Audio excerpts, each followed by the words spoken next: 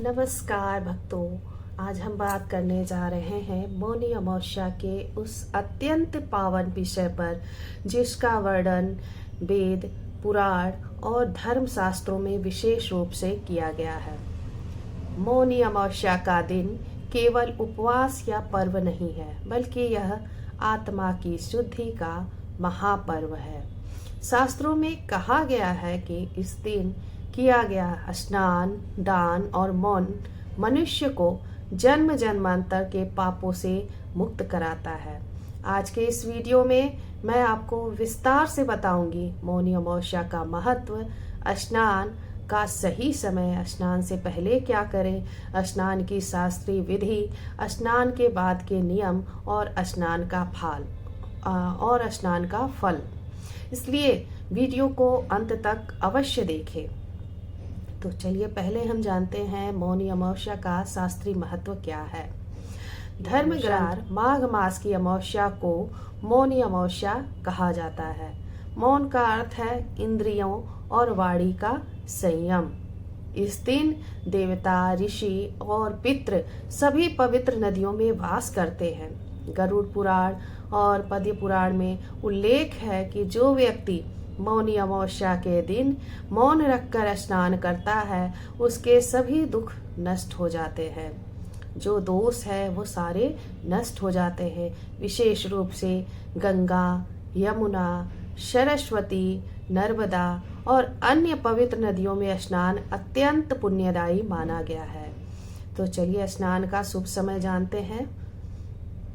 मौनी अमावस्या पर स्नान ब्रह्म मुहूर्त में करना चाहिए। सबसे उत्तम माना गया है ब्रह्म मुहूर्त में।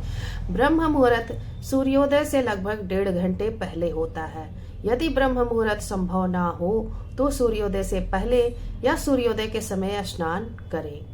शास्त्र कहते हैं इस दिन देर से स्नान करने पर पूरा फल नहीं प्राप्त होता है।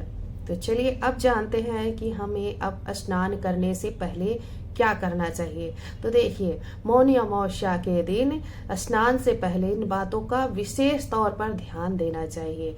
सबसे पहले क्या है, मौन का पालन करें। सुबह उठते ही वाणी पर संयम रखें। घर की सफाई करें। स्नान से पहले घर और स्नान स्थान को सब स्वच्छ करें, सफाई करें। संकल्प लें, मन में संकल्प लें कि मैं मौनी अमावस्या के पावन अवसर पर शुद्ध मन से स्नान कर रही हूँ। और स्नान के बाद स्नान से पहले साधारण और स्वच्छ वस्त्र पहने। संकल्प लेने के बाद आप अपना स्नान करिए और स्नान करने के बाद साफ स्वच्छ वस्त्र पहने। स्वच्छ वस्त्र को आप लोग पहने। फिर अब मैं आपको बताती हूँ मौनी अमावस्या पर स्नान की पूर्ण शास्त्रीय विधि क्या है। यदि नदी में स्नान कर रही हैं तो आप पहले नदी को प्रणाम करें और मन में गंगा माता या अपने क्षेत्र की पवित्र नदी का स्मरण करें। स्नान करते समय मन ही मन भगवान विष्णु का ध्यान अवश्य करें। 3 बार जल अपने ऊपर डालें और हर बार मन में प्रार्थना करें।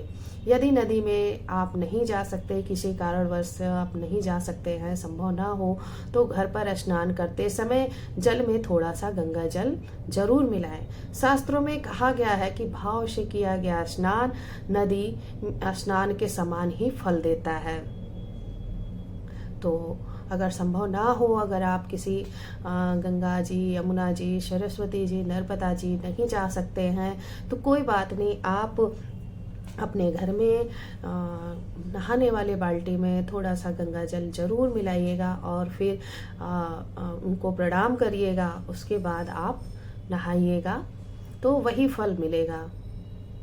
स्नान के समय क्या नहीं करना है, तो देखिए भक्तों, स्नान के समय इन बातों से आप जरूर बचें। हंसी मजाक ना करें, क्रोध ना करें, मोबाइल का प्रयोग ना करें, किसी का अपमान ना करें। इस दिन मन, वचन और कर्म तीनों से शुद्ध रहना अत्यंत आवश्यक है। स्नान के बाद क्या करें, तो चलिए जानते हैं स्नान के बाद क्या करना। स्नान के बाद आप लोग स्वच्छ वस्त्र पहने, सूर्य देव को जल अर्पित करें, भगवान विष्णु या माता लक्ष्मी का पूजन करें, गरीबों को दान दें और दान में अन्न, वस्त्र, तिल, गुड़ और जल पात्र विशेष पुण्यदायी होता है।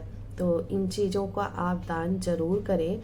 और स्नान का फल जानते हैं कि जो हम मौनी अमावस्या पर ब्रह्म मुहूर्त में स्नान करते हैं, उस स्नान का आखिर फल क्या मिलता है हमें अपने जीवन में। तो चलिए जानते हैं।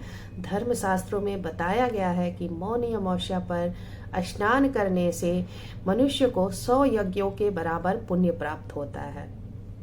यह स्नान पापों का नाश करता है, पितरों को तृप्त करता है, जीवन में शांति लाता है और मोक्ष का मार्ग प्रशस्त करता है।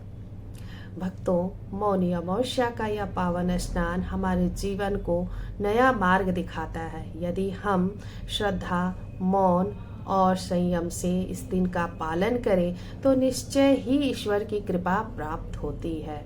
यदि आपको यह जानकारी उपयोगी लगी हो तो वीडियो को लाइक करें और अपने परिवार के साथ साझा जरूर करें। अगली वीडियो में मैं आपको बताऊंगी मौनी अमावस्या पर दान का शास्त्रीय महत्व। भगवान आप सभी को स्वस्थ, सुखी और शांत रखें। जय माता दी, जय माता दी।